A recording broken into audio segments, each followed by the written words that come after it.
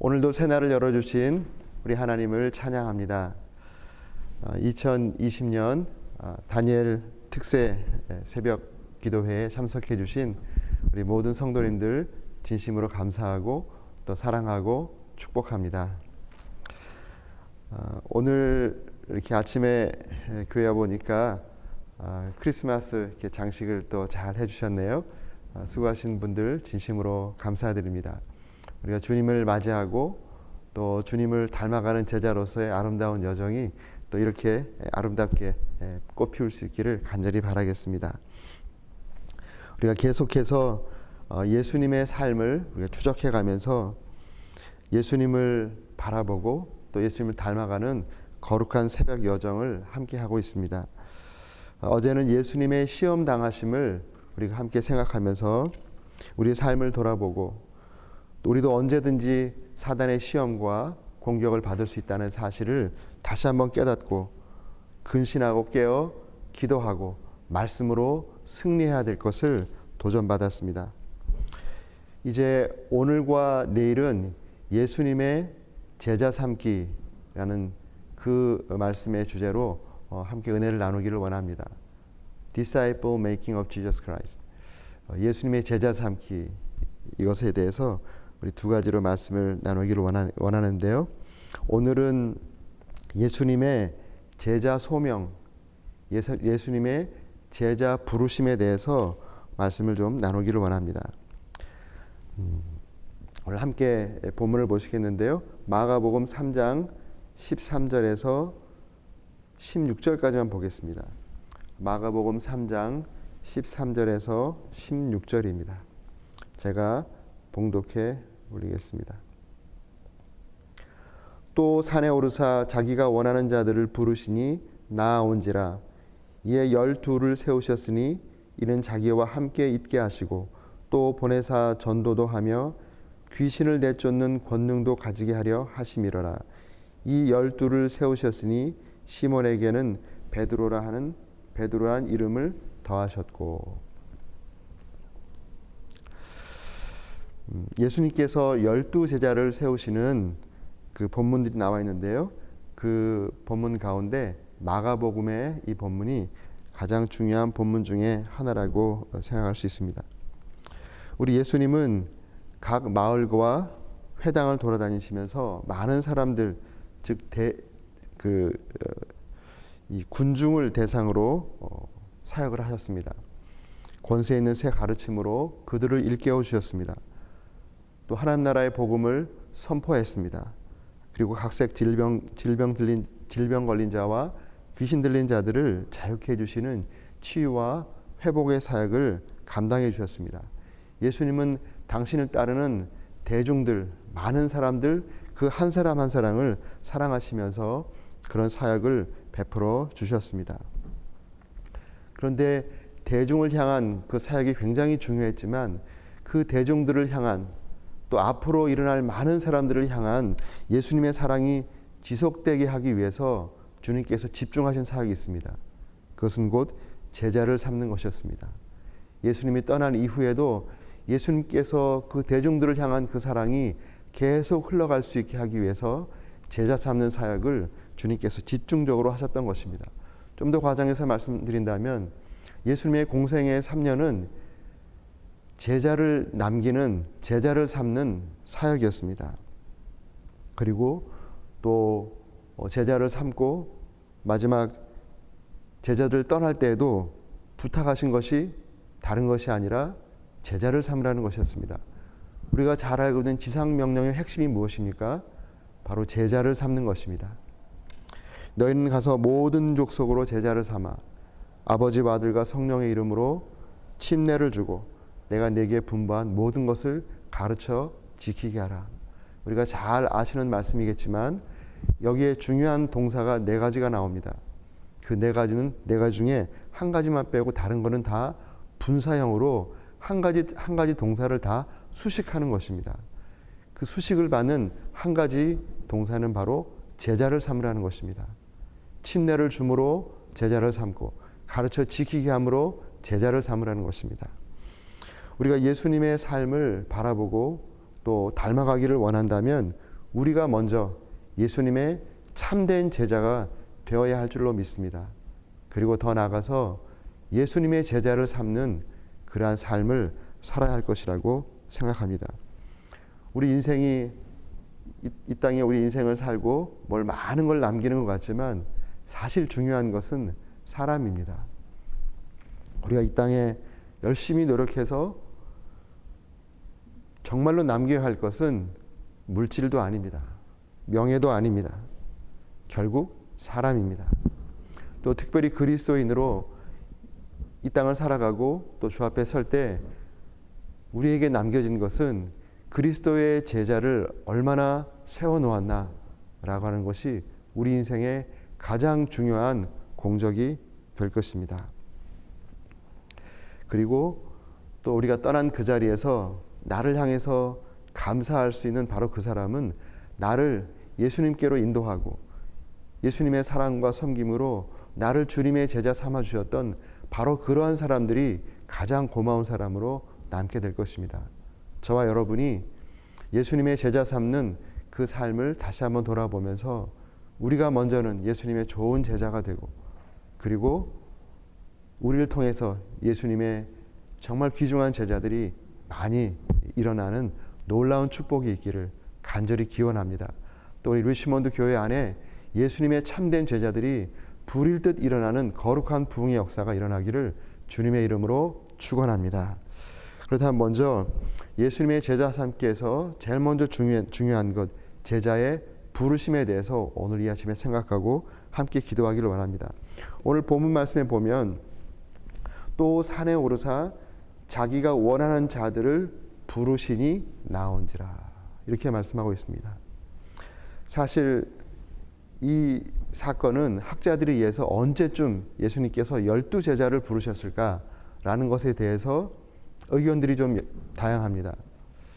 예수님은 처음부터 사역을 시작하시고 하나님 나라의 복음을 선포하시자마자 바로 다음에 하신 것이 제자를 부르시는 것이었습니다.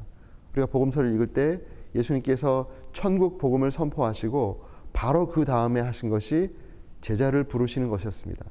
그 제자를 부르시는 그 사역이 계속 진행되가죠. 사역을 진행하시면서 계속 제자들을 한 명, 두 명 부르십니다.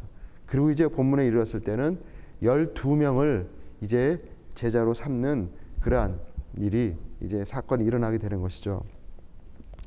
예수님의 제자의 그 부르심은 굉장히 신중하게 이루어진 것이었다는 것입니다.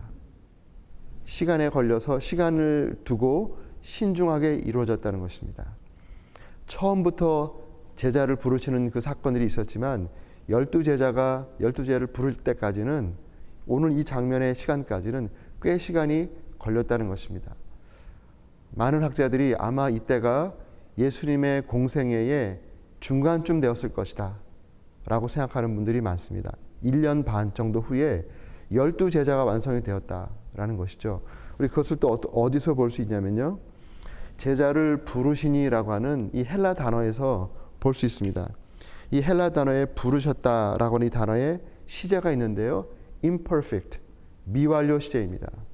미완료 시제는 무엇을 말하냐면 과거로부터 진행되고 있던 일이다라는 것입니다.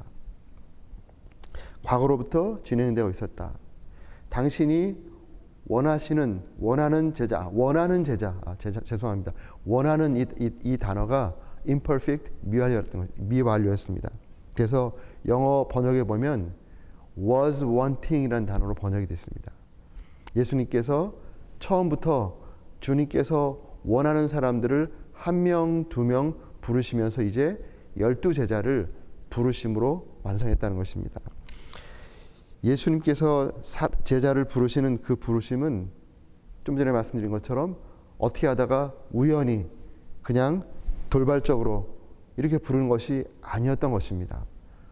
처음에 주님께서 첫 제자를 부르시고 또 지나가시며 사역을 하시다가 세리 마태를 부르시고 하는 이러한 장면들을 하나하나 보면 주님께서 어떤 계획과 의도 속에 다양한 사람들을 부르셨다는 것을 우리가 알 수 있습니다.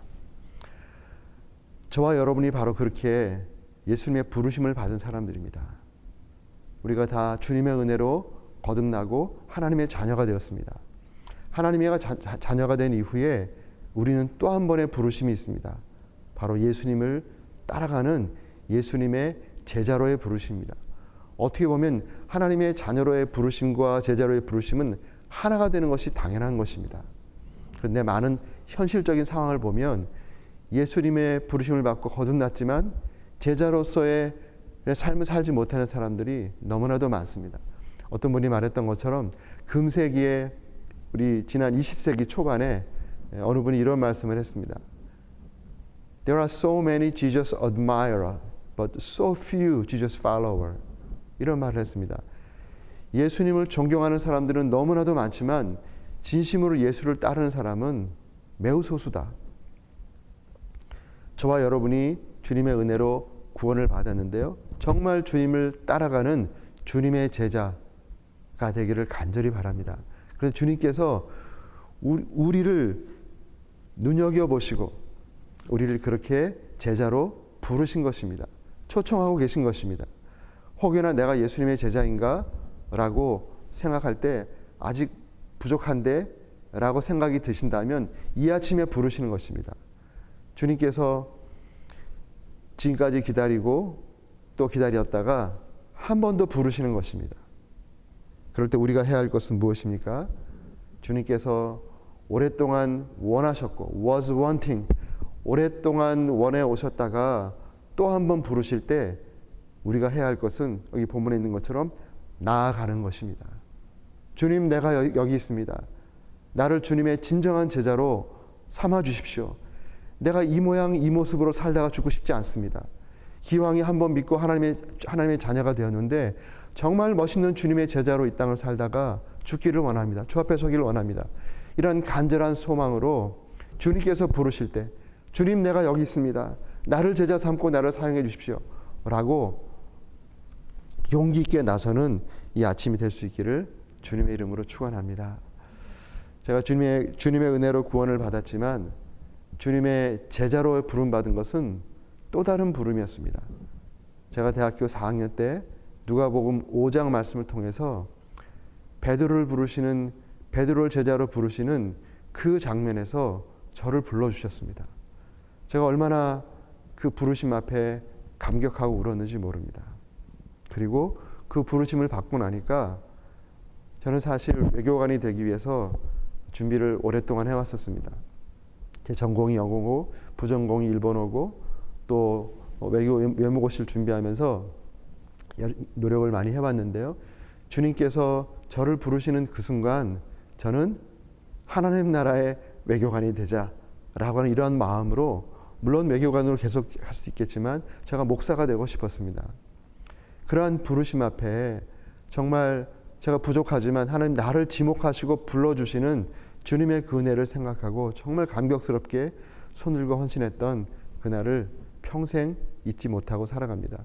여전히 제가 부족하고 낙심될 때도 그때를 생각하면 다시 힘이 납니다. 주님께서 나 같은 자를 불러주셨다. 제자로 택하시고 불러주셨다. 오랫동안 나를 지켜보시고 원하셨다가 때가 되었을 때 내가 반응할 만한 그때에 나를 부르셨다는 이 생각에 너무너무 감사한 것입니다. 우리 사랑하는 리치몬드의 귀한 우리 성도님들, 우리 하나님께서 오랫동안 원하시고 이 아침에 다시 한번 여러분을 주님의 제자로 부르고 계신 것입니다. 주님, 내가 여기 있습니다. 내가 지난 삶이 어땠는지 상관없이 앞으로 내가 주님의 제자로서의 삶을 살겠습니다. 라고 성령의 은혜 가운데 결단하는 이 아침이 될 수 있기를 주님의 이름으로 축원합니다. 아멘. 또 두 번째로 주님의 그 부르심을 보면 이에 12를 세우셨으니 이렇게 말씀하고 있습니다. 2절 말씀에 보면 이에 12를 세우셨다. 그리고 16절 말씀에도 이 12를 세우셨으니, 우리 주님께서 제자를 부르셨는데요. 12명을 부르셨습니다. 물론 처음에 1명, 2명 이렇게 부르셨다가 나중에 12 숫자를 맞추신 것이죠. 이것도 우연일까요? 그렇지 않습니다. 예수님의 그러한 계획 속에 12명을 택한 것입니다. 하나님께서 범죄하여 타락한 우리 인생들을 구원하기 위해서 구원 계획을 세우셨죠. 그리고 하나님의 절대 주권 가운데 아브라함을 택하셨습니다. 그리고 아브라함을 통해서 그 아브라함의 자손들을 통해서 12지파를 이 땅에 만드셨습니다. 이 12지파를 통해서 하나님의 구원 계획을 이루어 가기 시작하신 것이죠. 이 12라는 숫자가 굉장히 중요한 숫자입니다. 구약에 보면 엘림의 샘물도 12입니다. 아론의 흉배에 박힌 보석도 12지파를 상징하는 12개입니다. 제단 위에 우리 성소에 들어가면 제단 오른쪽에 떡상이 있잖아요. 그 진설병 위에 놓여있는 떡의 숫자도 12개입니다. 또 나중에 이제 계시록에 보면 새 예루살렘의 그 주처도 12입니다. 그리고 하늘나라에 들어가는 그 문도 12개입니다. 이게 다 상징인 것이 상징. 이 12라는 이 상징, 이것은 곧 하나님의 나라와 그의 백성을 상징하는 것입니다. 하나님의 나라의 귀한 백성들을 회복시킬 그러한 하나님의 계획 속에 12지파를 택했던 것처럼, 근데 그 12지파가 실패해버렸지 않습니까? 그래서 예수님이 이 땅에 오셔서 이제 12사도를 세우신 것입니다. 그래서 하나님께서 세우셨던 12지파가 실패했던 그 일을 이제 12제자를 통해, 또 12제자가 12사도가 되는데 12사도를 통해서 하나님의 위대한 구원 계획을 계속 이루어 가시는 것이죠. 이렇게 놀라운 계획이 있었던 것입니다. 이것을 묵상할 때 저희들의 삶에 하나님의 놀라운 계획이 있다는 사실을 다시 한번 회상하게 됩니다.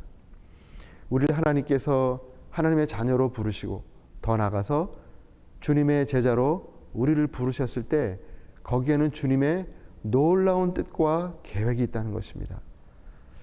제가 대학교 1학년 때 CCC에 들어가서 훈련을 받으면서 전도훈련도 받고, 또 2학년 때 이제 순장되는 그때에 교회와 CCC가 이렇게 충돌하는 바람에 제가 고민하다가 그냥 교회를 섬기는 그런 신앙생활을 하고, CCC는 그냥 친구들과 교제하는 수준으로 이렇게 지금까지도 같이 교제하고 있는데요. 그때 제가 전도훈련 받을 때, 우리 사형리로 전도훈련 받잖아요. 하나님은 당신을 사랑하십니다. 당신을 향한 놀라운 계획을 갖고 계십니다.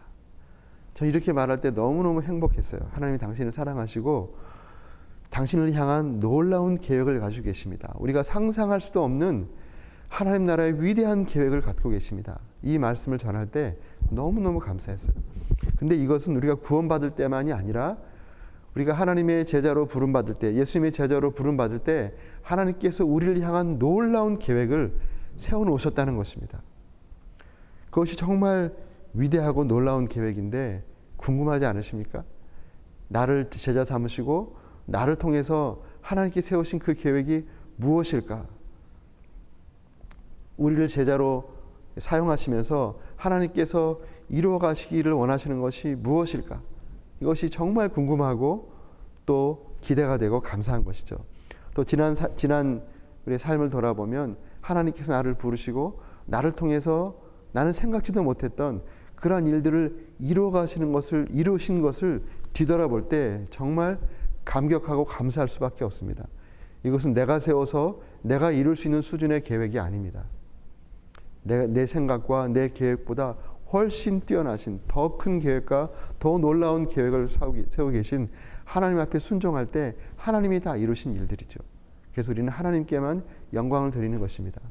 또 우리 앞을 바라보면서 주 앞에 서는 그날까지 하나님께서 계속 우리를 통해서 이루실 하나님의 계획이 있습니다. 그것이 정말 궁금하고 또 기도하고 그것을 위해서 다시 한번 영적으로 깨어 헌신하는 그런 우리의 모습이 있게 되는 것입니다. 이 메시지에 동참하는 우리 리치몬드의 우리 모든 귀한 성도님들, 또 우리 성도님들 아니시지만 또 이 메시지에 동참하는 많은 분들이 계시는 것 같더라고요. 감사드립니다. 여러분들에게도 하나님의 놀라운 계획이 있습니다. 지금까지도 그 계획을 이루어 오셨지만 앞으로 정말 놀라운 계획이 있습니다. 그것을 바라보고 오늘도 그것을 위해서 기도하고 준비하고 주님께서 쓰시고자 할 때 기쁘게 쓰임받는 우리 모두가 되기를 주님의 이름으로 축원합니다. 아멘. 그리고 또 이 본문의 말씀에 보면 16절 이후에 12를 세우셨으니 시몬에게는 베드로란 이름을 더하셨고, 그러면서 제자들의 이름이 쭉 등장하는 것을 보게 됩니다. 이 제자들의 이름을 볼 때 몇 가지를 생각할 수 있습니다. 첫째는 참 다양하다. 참 다양한 사람들을 주님께서 부르셨구나. 베드로와 안드레아와 야고보와 요한은 어부였죠. 당시에 평범한 어부였습니다. 또 마태는 세리였습니다. 당시 유대인들의 경멸을 받는, 그런 유대인들의 피를 빨아먹는 그러한 존재라고 여겨지고 죄인의 대표적인 그러한 이름이었던 세리 마태를 제자로 삼으셨습니다. 또 가나안 사람 시몬이라는 사람은 열심당원이죠. 조국을 위해서는 살인, 암살까지도 눈 하나 깜짝하지 않고 감당할 수 있는 민족주의자였습니다. 그런 사람도 예수님께서 제자로 삼으셨습니다. 정말 다양한 사람들을 제자로 삼으셨구나라는 것을 알 수 있습니다. 생각도 다르고 뜻도 다르고 지금까지 살아왔던 삶의 궤적도 다른 이러한 사람들을 주님께서 제자로 불러 한 공동체를 이루게 하신 것입니다. 또 한 가지 공통점이 있다면 대체적으로 못 배운 사람들이라는 것입니다. 일반 평민이라는 것입니다. 잘 배우고 더 잘 배울 가능성이 있는 서기관들이나 바리새인들을 택하지 않고 왜 학문이 별로 없는 이 평범한 사람들을 택했을까? 이것도 한번 생각해 볼 일입니다. 저는 이 예수님의 제자들의 택함, 이 다양성과 또 못 배운 일반적인 사람들을 택했다는 것을 생각하면서 이런 생각이 들었습니다. 왜 바리새인들과 서기관들을 택하지 않았을까? 바리새인들과 서기관들은 자기들이 구약을 해석하면서 자기 해석이 옳다고 100% 믿고 있는 사람들입니다. 그리고 그들의 후예인 지금 이스라엘의 유대인들, 유대교를 믿고 있는 사람들도 여전히 그 전통을 이어받고 있죠. 그런데 그게 맞습니까? 틀리잖아요. 틀린 것입니다. 하나님의 아들이 직접 이 땅에 오셔서 구약을 달리 해석해 주셨는데도 그것을 받아들이지 않는 완고한 사람들입니다. 언티처블한 사람들이죠. 다양한 사람들을 모았고 또 학문이 별로 없는 사람들을 모았는데 공통점이 있습니다. 그것은 곧 티처블하다는 것입니다. 물론 금방금방 다 깨달아 안 것은 아닙니다. 그렇지만 시간이 흘러봤을 때 배우고 싶어하는 사람, 변화되고 싶어하는 사람, 티처블한 사람, 이러한 사람들이라는 공통점이 있습니다. 그리고 한 예가 예수님께서 기도하고 일어나실 때 그들 마음 가운데 예수님 우리에게 기도를 가르쳐 주세요. 배우고 싶어하는 것이죠. 그러한 배우고 싶어하는 목마름이 있는 사람, 변화되고 싶은 목마름이 있는 사람, 티처블한 사람, 바로 이러한 사람들을 주님께서 택하셨다는 것입니다. 저는 목회를 오랫동안 하면서 사람들을 두 부류로 이런 기준에서 두 부류, 이런 기준의 두 부류 참 많이 보게 됩니다. 어제 같은 경우는 다른 사람에게 복이 되고 힘이 되는 사람 부류, 다른 사람에게 짐이 되고 재앙이 되는 사람, 이런 부류도 말씀드렸잖아요. 제가 목회를 하다 보니까 또 두 부류의 사람이 있어요. 언티처블한 사람이 있습니다. 또 티처블한 사람이 있어요. 언티처블한 사람의 특징이 많이 배운 사람, 고집이 센 사람, 교만한 사람, 이러한 사람은 아무리 가르쳐도 그 자리입니다. 본인은 대단한 것 같지만 그 자리에 계속 맴돌고 있는 게 영적으로 보이는 거예요. 그런데 본인은 상당한 수준이라고 착각하고 있는 것입니다. 그런데 티처블한 사람은 정말 겸손한, 내가 아무것도 잘 모른다, 모른다, 가르쳐 주세요, 가르쳐 주세요. 이렇게 티처블한 사람들은 본인은 지금 굉장히 부족한 것 같지만 영적으로 보면 이 완고한 사람보다 훨씬 앞서 있는 하나님 나라의 훨씬 큰 자로 이미 쓰임받고 있는 것을 보게 됩니다. 제가 이것에 대해서 큰 교훈을 깨달은 사건이 있는데요. 제가 박사과정 할 때 같이 공부했던 어떤 사모님이 계셨어요. 그분은 한국에서 이제 목회를 하시다가 목사님이 돌아가셨습니다. 목사님이 돌아가시면 교회에서 사모님과 자녀들을 돌봐주는 것이 아니라 부담스러우니까 내쳐버리는 거예요. 이게 정말 가슴 아픈 한국교회 현실입니다. 교회에서 고생하다가 목사님 돌아가셨으면 그 가족을 돌봐줘야 될 거 아니에요. 그런데 내치더라고요. 이 사모님이 엄청나게 큰 상처를 받고 더 이상 한국에서는 살 수가 없는 거예요. 근데 이 사모님이 또 공부를 잘하고 똑똑한 분이니까 미국 유학을 오신 것입니다. 유학을 오셔서 이제 공부하면서 전도사로 사역을 하고 자녀들을 공부를 시키는 거예요. 그런데 공부를 잘하시니까 박사과정까지 들어오셨어요. 그런데 이 사모님에게 근데 어느 날 여름방학 끝나고 딱 왔는데 이 사모님이 퇴학당한 거예요. 없어지셨어요. 그래서 너무너무 마음이 안타깝더라고요. 이분이 퇴학당하면 어떻게 되지? 자녀들 교육은 어떻게 되지? 아마 물론 다른 학교로 트랜스퍼 하시겠지만 왜 퇴학당했지? 이것이 너무 궁금한 거예요. 나중에 이제 알아보니까 퇴학을 시키면서 그 퇴학의 이유가 한 단어입니다. She is unteachable. She is unteachable. 이걸로 퇴학시켜 버렸어요. 정말 이 신학교에서 칼 같더라고요. 신학교에서 교회에서 헌금하는 그 장학금으로 학생들을 키우고 교계 지도자를 키우는데 unteachable한 사람은 티칭이 안 되는 것뿐만 아니라 unteachable spirit을 사람들에게 흘려보내기 때문에 안 키우는 게 낫다 이렇게 생각하는 것입니다. 제가 그때 그 사건을 보면서 우리가 teachable한 사람으로 하나님께서 하는 것이 얼마나 중요한가 제가 아주 뼈저리게 느꼈습니다. 가장 좋은 것은 배울 능력이 많이 있고 많은 경험이 있고 또 많은 지식이 있지만 사도 바울처럼 그것을 배설물로 여기고 그리스도를 더 배우고 더 알아가기를 원하는 이러한 갈망과 티처블한 이러한 사람이 하나님께 더 존귀하게 쓰임받을 수 있습니다. 그래서 저는 우리 리치몬드의 귀한 성도님들이 그저 주님을 따르는 군중 가운데 한 사람이 아니라 그들 가운데 예수님의 택함을 받고 그리고 예수님의 제자로 예수님께 훈련받고 존귀하게 쓰임받는 그러한 주님의 제자들이 다 되실 수 있기를 이 아침에도 기도하겠습니다. 우리 자신들을 한번 돌아볼 수 있기 바랍니다. 나는 주님께서 오랫동안 원하시고 제자로 부르심을 받은 그러한 주님의 제자다라는 것을 다시 한번 마음 깊게 새기시길 바라고 그리고 나의 부르심 속에는 하나님의 놀라운 계획이 있다. 그 계획이 무엇일까? 내가 기도하면서 지금부터 또 찾아 나가겠다. 물론 그 계획을 이미 알고 또 실천해 나가는 분도 그 향해 나가시는 분도 계실 것입니다. 그렇지만 아직 그런 것이 없다면 나를 향한 주님의 계획이 무엇일까를 끊임없이 성령으로 물어보시기 바랍니다. 그러면 하나님께서 말씀으로 설교 가운데 성경 공부 가운데 목장 모임 가운데 기도하는 가운데 분명히 계시해 주실 것입니다. 그리고 나는 티처블한 사람인가 언티처블한 사람인가 이거 정말 심각하게 생각해 봐야 됩니다. 내가 신앙생활을 오래 했는데도 내 삶에 변화가 없다라면 나는 언티처블한 가능성이 많습니다.